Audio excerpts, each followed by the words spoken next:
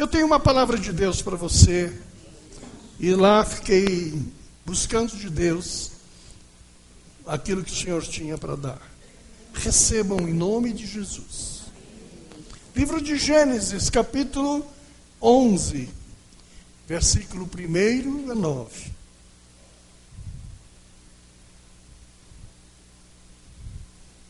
Professor, leia para nós. Leia para nós. Isso.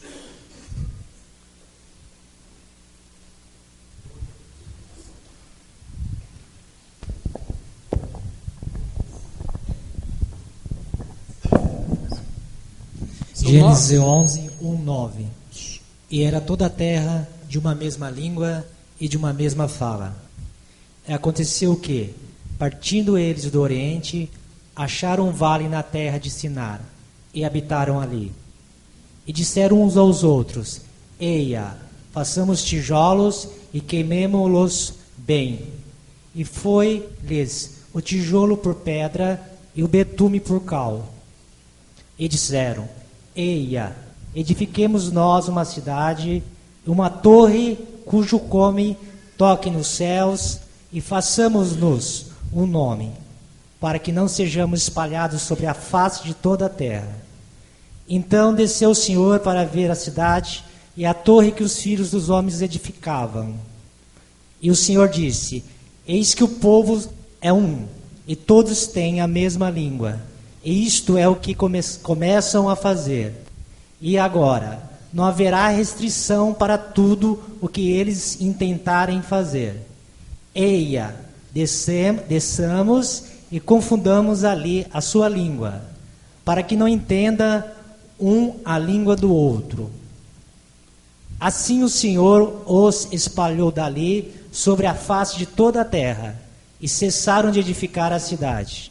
Por isso se chamou o seu nome de Babel, porquanto ali confundiu o Senhor a língua de toda a terra, e dali o espalhou o Senhor sobre a face de toda a terra. Glória a Deus. Que o Espírito de Deus digne-se abençoar a leitura desta santa e bendita palavra e nos dê um recado daquilo que nós verdadeiramente precisamos, em nome de Jesus. Em 1985, eu tive uma experiência muito singular na minha vida. Fui convidado pela Igreja Batista da Suécia para fazer um trabalho missionário no norte da África. Eu imaginava que ir para o norte da África era como ir para a Europa, ir para a América. Achava que não haveria nenhuma dificuldade. A primeira dificuldade que sentimos foi que, já na Itália, pegando o avião em direção a Argel, percebemos que no check-in do aeroporto só tinha eu como passageiro. Eu achei estranho, porque naquela tarde, o check-in do voo para Israel, houve uns caras dando tiros, metralhando as pessoas que estavam ali na fila. E o check-in da companhia que eu ia embarcar era absolutamente contínuo daquele que houve o acidente. Mas eu com a minha mala pesada, não precisou pesar. Isso não vai pesar? Não vai pesar. Não vai marcar? Não vai marcar, porque o senhor vai com a mala na mão. Na Europa, você embarcar com a mala na mão é estranho. Eu já estava estranho com aquela situação. 10 horas da noite, ainda dia, claro, com sol. Eu disse: como é que 10 horas da noite pode ter sol? Alguma coisa está errada. Um avião 737 para na pista e alguém vem e diz: o senhor me acompanha. Eu peguei a minha mala e o acompanhei. Não tinha ônibus esperando, não tinha carro esperando. Nós caminhávamos a pé na pista até a subida da escada. Na escada não havia ninguém aguardando. Quando eu subi a escada com a mala na mão, a pessoa abriu a porta, que estava semi-aberta, e me recebeu. Olhei para dentro da aeronave e não havia ninguém, só eu. E a aeronave fechou a porta e seguiu os procedimentos de saída. Eu estava ali assustadíssimo. Meia-noite aproximadamente, eu chego em Argel. Muito estranho. Os homens todos de saia branca. Eu já tive muita dificuldade para entrar, porque eu falava um péssimo francês, um francês de viagem, e eles falam francês como segundo idioma, mas me respondiam em árabe, que era o idioma deles. Nenhum deles me respondia num francês aceitável. Mandaram abrir a mochila, minhas roupas. Sobre a roupa estava a minha Bíblia. E eles ficaram furiosos pela presença da Bíblia. Perguntaram o que era, eu disse que era a Bíblia. Ninguém havia dito que era proibido entrar com a Bíblia. A verdade é que eles foram para trás, foi algo assim terrível.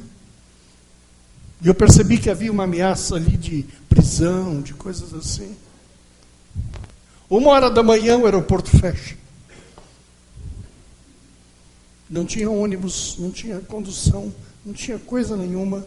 Consegui sair no pátio externo, mas só viam homens de roupas brancas. Parecia um pesadelo. Finalmente consegui uma carona para a cidade. 30 minutos, um único hotel. Havia uma reserva e eu entrei. Estava num país estranho. Algo interessante acontecia. De tanto em tanto tempo, um alto-falante de um templo religioso islâmico abria o som e ouvia-se uma ladainha de um profeta rezando ou cantando.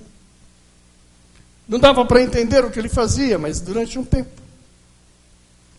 E de cada 2 horas, o mesmo alto-falante ligava e eu disse, meu Deus, eu tenho a sensação de estar no inferno. Aquele silêncio sepulcral. Aquela coisa horrível. No dia seguinte, que dificuldade. E eu ainda cometi uma besteira de tirar uma fotografia. Era proibido tirar fotografia, principalmente de mulheres. Eu fui numa burca daquelas lá e embarquei uma foto. Já tive problemas. Que dificuldade. E à noite, a reza. Que fidelidade que eles têm com Deus. Deles. Eles são fiéis. Eles matam, eles morrem, mas eles adoram. Mas lá pela madrugada, aconteceu alguma coisa que alegrou meu coração. Porque eu já estava morrendo de fome. Não havia o que comer. A comida deles era muito ruim. A água, em lugar de petróleo, ela tinha gosto de óleo diesel. Você não matava a sede. Não havia refrigerante. Não tinha Coca-Cola. Quando descobri algo, havia um refrigerante que chamava Fanta. Eu disse, Fanta, deve ser Fanta.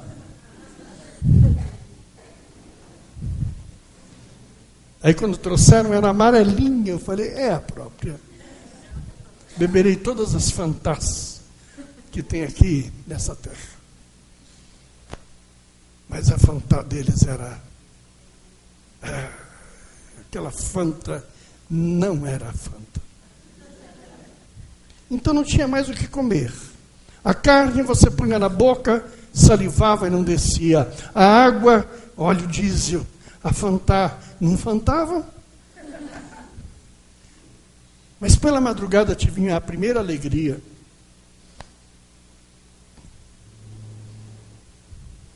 O galo cantou. E quando eu vi o galo cantar, eu senti, sabe, uma alegria no meu coração. Pela primeira vez eu me senti em casa. O galo cantou. E eu percebi uma coisa maravilhosa. A língua do galo era a mesma. Sabe como é que ele cantava? Cocorô,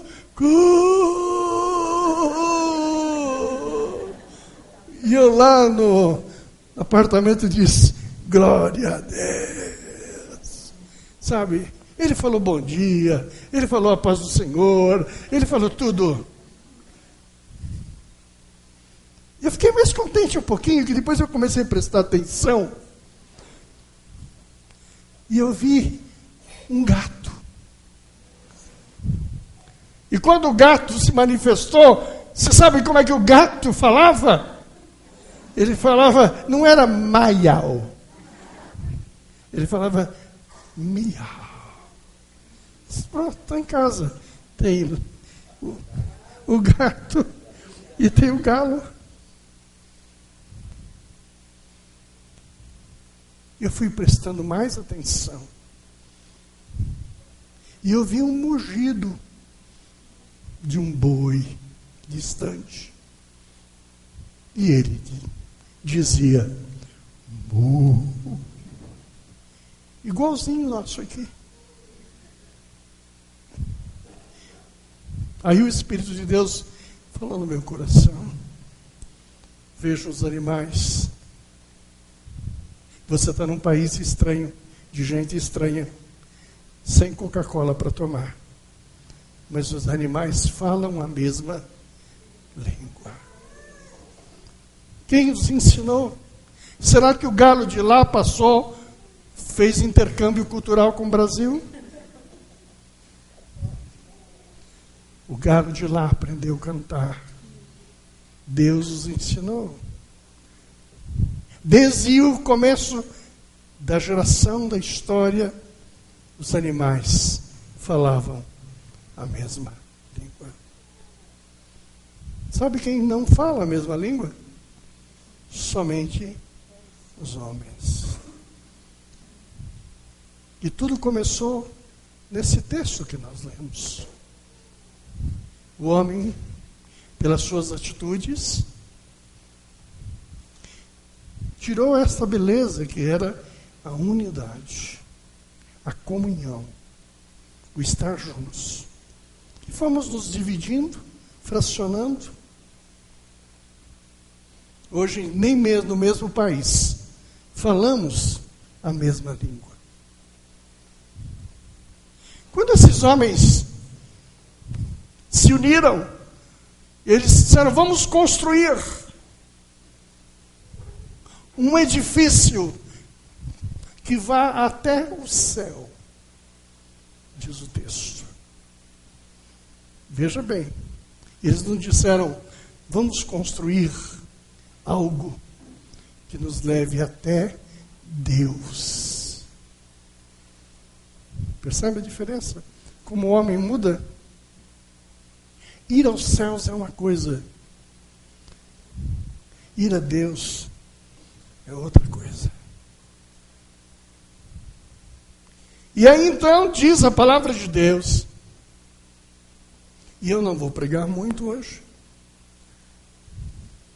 que eles pegaram uma massa e fizeram tijolos. E começaram então a construir com tijolos aquele grande edifício.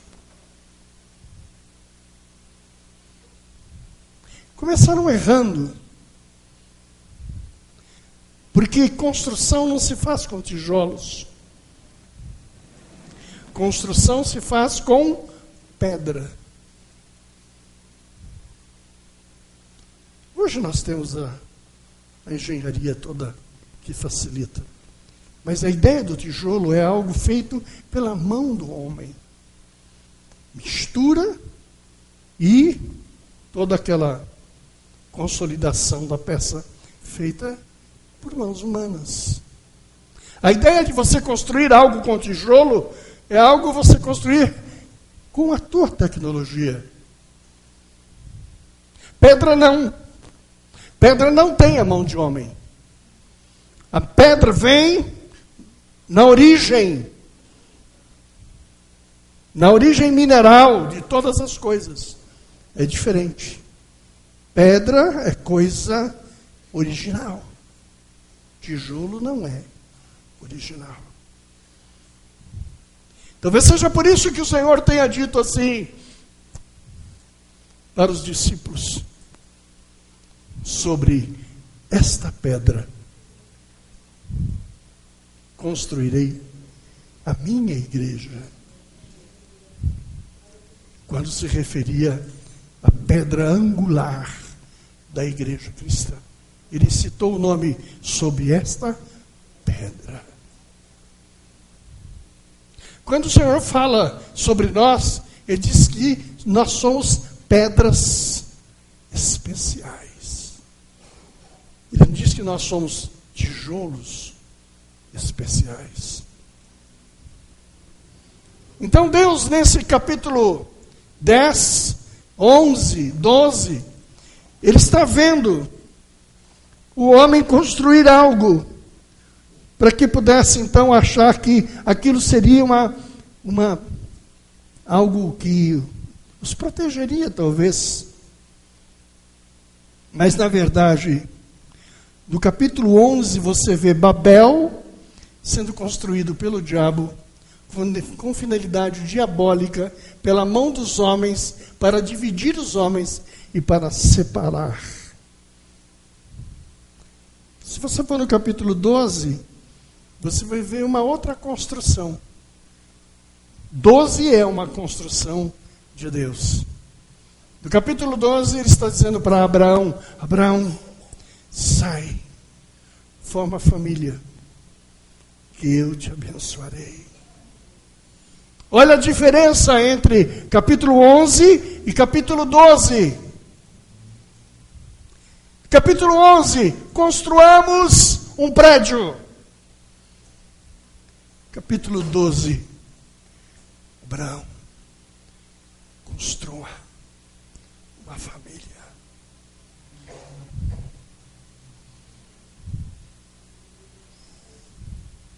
Amém ou não amém? As construções de Deus e o diabo são diferentes. Uma coisa que você precisa saber, que o diabo não dorme. O diabo não tira férias. Não tem sábado e domingo para ele. Ele é um trabalhador. Ele trabalha dia e noite, procurando os escolhidos para tragá-los, para atrapalhar. Deus também é um trabalhador, mas é um trabalhador diferente. Enquanto o diabo trabalha construindo Babel com tijolos, Deus trabalha construindo Abraão com família, com homens, com atitudes.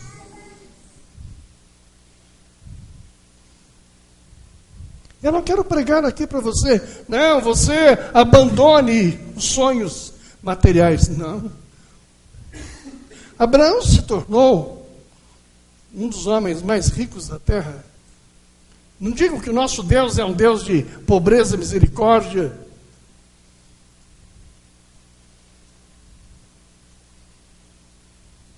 Nosso Deus é um Deus de riqueza. Ele tem alegria que você construa. Mas Ele é o Deus que presta atenção. Esse meu filho está construindo algo em tijolos. E aí então diz o texto que ele olha e fica observando a construção. E ele interfere. Ele interfere. Mistura as línguas. A confusão vem. E a obra termina. A obra para. Pergunta: quanto você sabe se o que você está fazendo é de Deus ou não é de Deus? O crente faz muito essa pergunta. Como é que eu saberei se isso que eu estou fazendo é de Deus? Então, vai algumas respostas para você guardar no teu coração. Primeiro, construído com a direção de Deus. Segundo, em pedra. Tudo que não é de Deus não termina. Quando você souber algo que não terminou, não fique desesperado. Saiba você, isso que eu estava fazendo não era de Deus, por isso terminou. Não é uma questão, Deus gosta ou não gosta. Deus olhou e disse, não é bênção para ele. Pare. Pare. Agora. Quando você começar a mexer com algo que não deu certo, não fique desesperado. Diga, não é de Deus. Se fosse de Deus, estaria tudo sendo realizado. Conforta o teu coração. Por que as empresas duram ou não duram? Por que as iniciativas prosperam e não prosperam? Por essa diferença.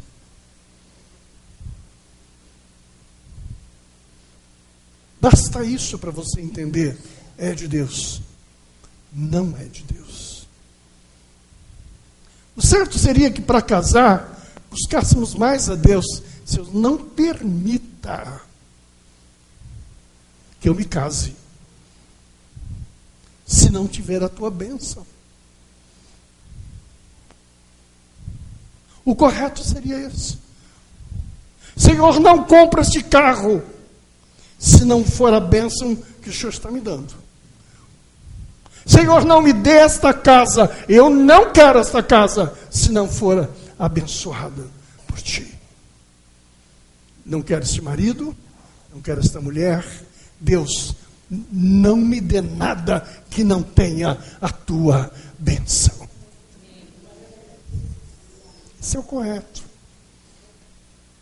O problema é que nós temos uma pressa enorme e resolvemos adiantar fazendo construções de tijolos e não de pedras. A palavra desta noite diz: o que passou, passou. Aquilo que não ficou na tua vida tem um nome. E o nome desta coisa é Babel. Babel é tudo que se apagou da tua vida. Babel é tudo que ficou para trás. Babel é tudo que não aconteceu. Todos nós temos Babéis. Não há aqui ninguém que não tenha Babel. Mas Babel significa não era de Deus. Não foi inspiração de Deus.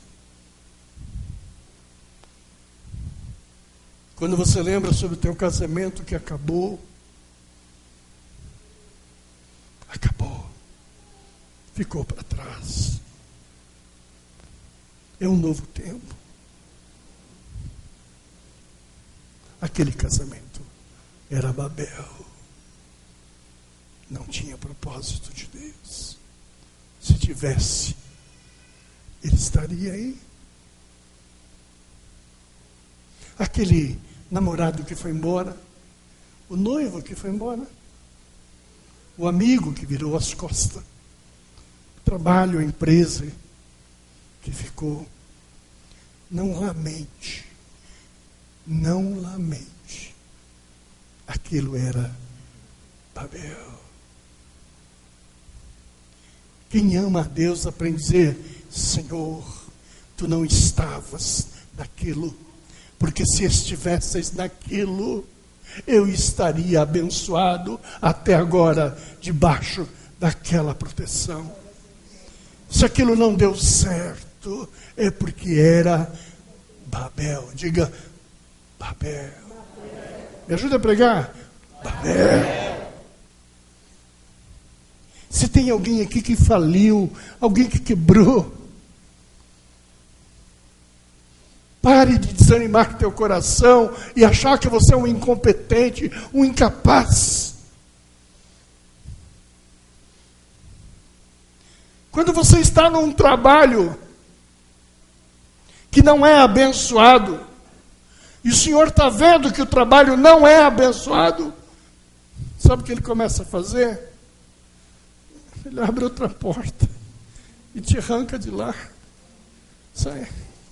Sai porque eu não vou te dar Babel para você. Babel não é o teu lugar. Quando nós estamos ávidos por um emprego, ávidos por um trabalho, nós saímos à busca.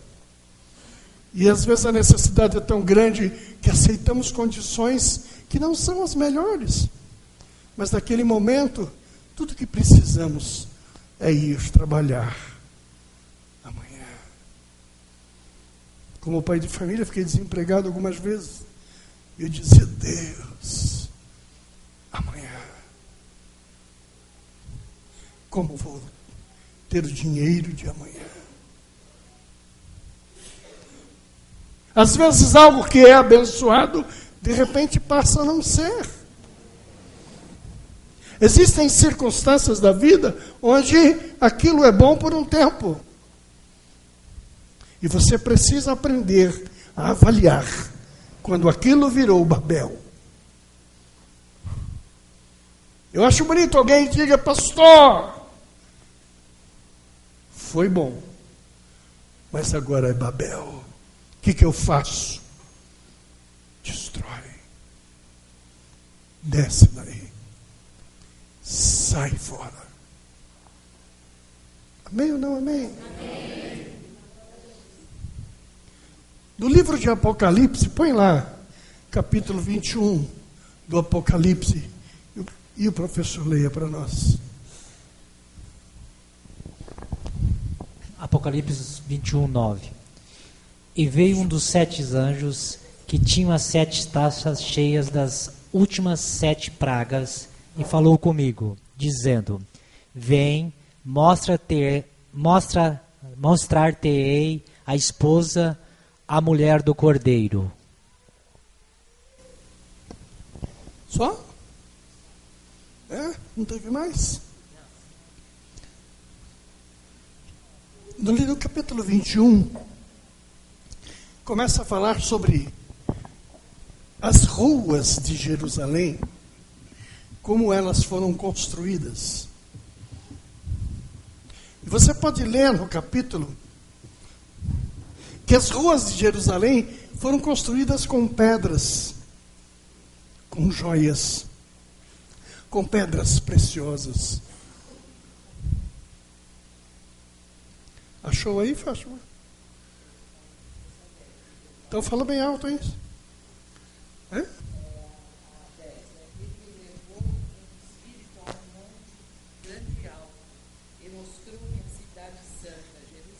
Mostrou. Que descia do céu da parte de Deus, com cuja glória ela resplandecia como uma pedra muito preciosa, como se fosse jaspe. resplandecia como jaspe. Olha aí, não é tijolo, pedra. Fala mais um pouquinho de pedra. E havia um muro grande e alto, com 12 portas. Em cada porta havia um anjo e nomes escritos sobre elas. E saber os nomes das 12 tribos de Israel. E vai daí o texto falando sobre Jerusalém. Jerusalém que não foi interrompida. Jerusalém que não foi abortada. Construção que não paralisou. Sabe, Jerusalém construída sobre pedras preciosas. Algo de Deus. Algo feito pelo Senhor. Construído pelo Senhor. Algo abençoado. Vê 21:9 foi o que foi lido, né? Mas na sequência toda você pode aprender isso com a palavra no livro de Apocalipse. As coisas dadas por Deus, elas são para sempre. Ela só termina quando algo melhor o Senhor prepara para você.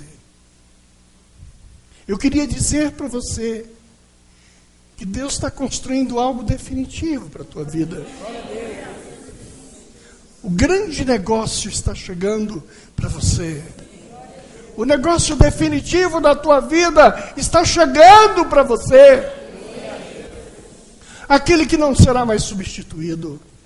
Aquele que não será mais alterado. Aquele que não terá mais mudança. Aquele que não será acrescentado em coisa nenhuma. Cujo projeto é terminado, é encerrado, está compreendido, está em toda a sua plenitude. Está chegando o teu último e definitivo emprego.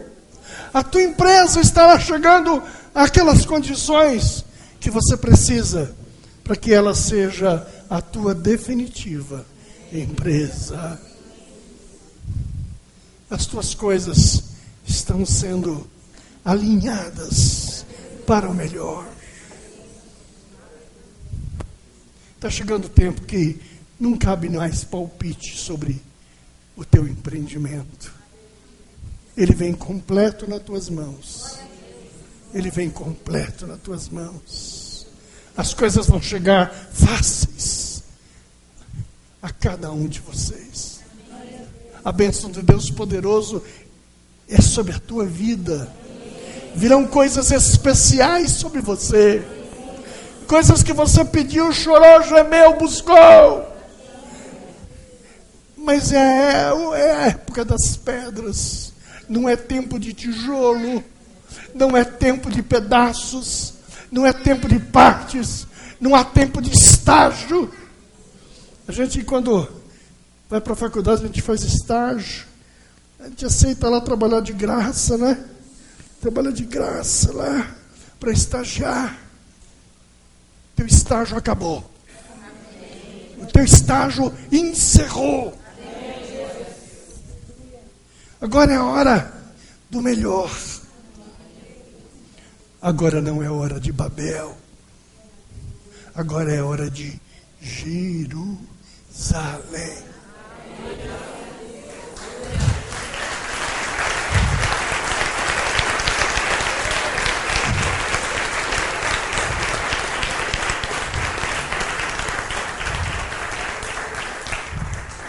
Então vai respondendo para mim agora.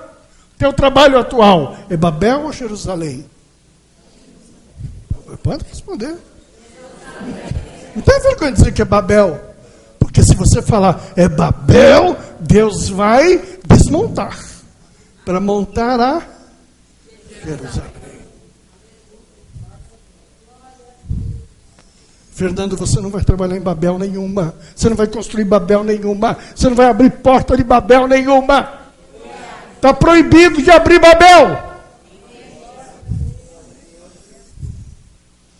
Eu queria pegar os jovens da igreja hoje. Está proibido de arrumar namorado babão. Errei, é Babel.